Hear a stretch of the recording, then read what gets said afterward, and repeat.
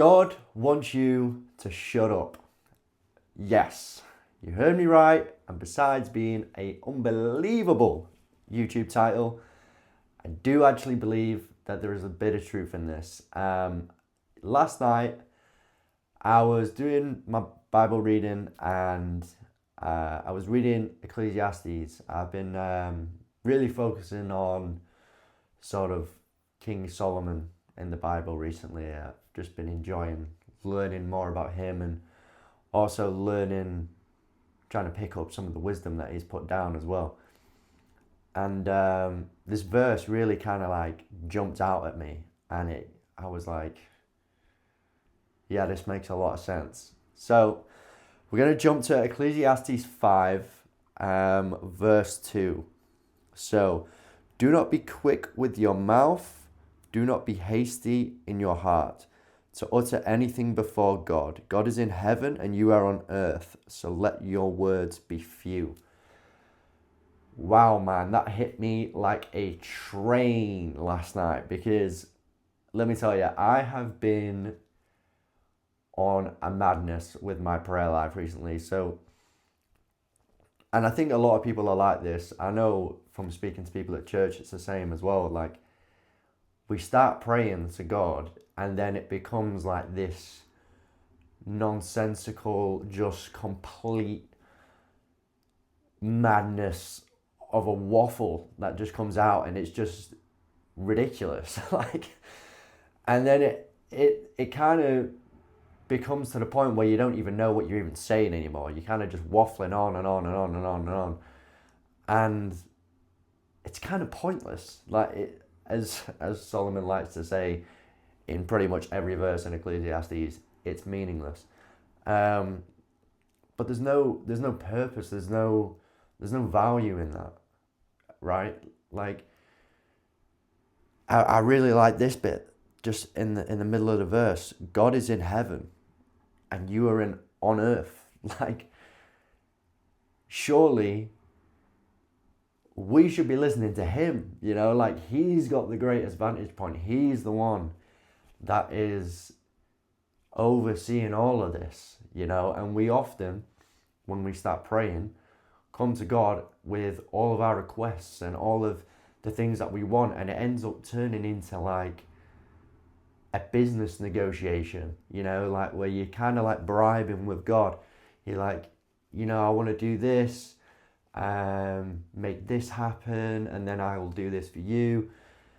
And that's not how it should be, guys. And like, yeah, there is definitely a place of bringing everything to God. Yeah, bring everything to God. Like, I've said this before, and I do it all the time. I speak about all sorts of stuff just to God, like everything that's going on in my day. Like, I'll just talk to him about it. But I've been doing that for a while now, and I think that's why this verse has been kind of hit me, where I need to dedicate some time in my prayer life to just worship, to just listen. Because at the end of the day, God is God.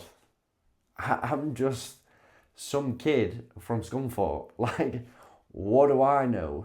What authority do I have to come before God and start rambling my mouth? Like, and it's right. Like, don't be a fool. Don't be foolish, And it literally says in the following verse, a dream comes when there are many cares, and many words mark the speech of a fool.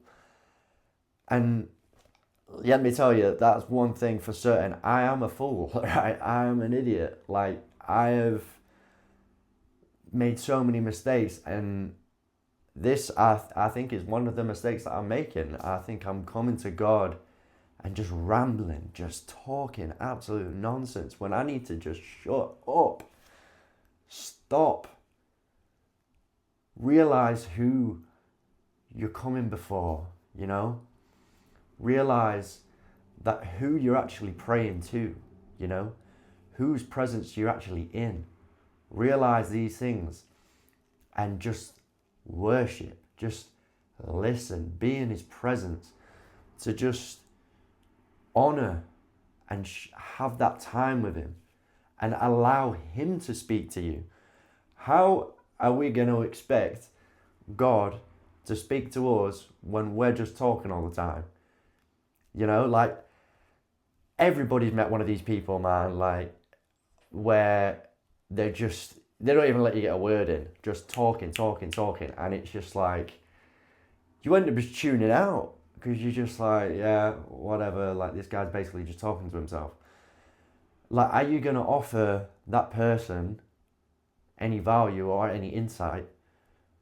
Probably not, because they're too busy talking to you, you know. But the one that sort of just comes to you, asks a question, and gives you time to answer that question, you'll end up answering, you know. And it's the same with God. Like, how do we expect him to, you know, give us insight, give us wisdom, give us knowledge, give us an understanding when we're too busy rambling, you know?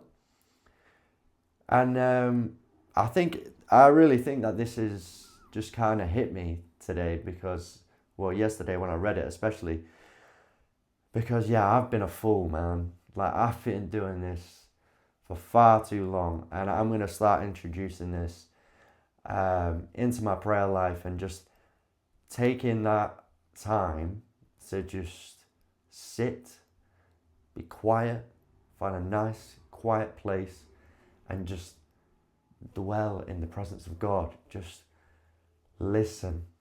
He might not say anything, but he might. But give him space to say something, you know?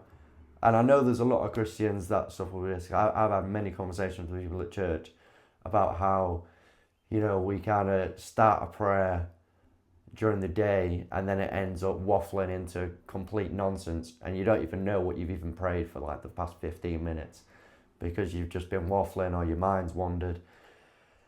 And I think that this is something that we need to do as Christians. So, yeah, I mean, at the end of the day, God gave us 2 ears for a reason, didn't he? So maybe it's time that we shut up and start listening.